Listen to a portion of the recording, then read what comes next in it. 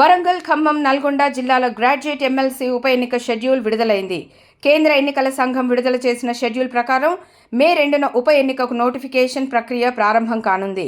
మే 9 వరకు నామినేషన్లను స్వీకరించనున్నారు. మే 10న నామినేషన్లు పరిశీలించనున్నారు. మే 13 వరకు నామినేషన్ల ఉపసంహరణకు గడువు ఇచ్చారు.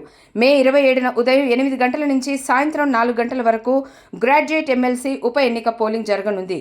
జూన్ 5న ఫలితాలు రానున్నాయి. ఉప ఎన్నిక ముఖ్య తేదీలు: మే 2 నోటిఫికేషన్, మే 9 నామినేషన్ల స్వీకరణ, మే 13 నామినేషన్ల ఉపసంహరణకు చివరి తేదీ, మే 27 పోలింగ్, జూన్ 5 ఫలితాలు. పల్లా రాజీనామాతో ఎన్నికలు. వరంగల్, ఖమ్మం, నల్గొండ జిల్లాల గ్రాడ్యుయేట్ ఎమ్మెల్సీగా ఎన్నికైన బీఆర్ఎస్ నేత పల్లా రాజేశ్వరరెడ్డి అసెంబ్లీ ఎన్నికల్లో జనగామ ఎమ్మెల్యేగా గెలిచారు.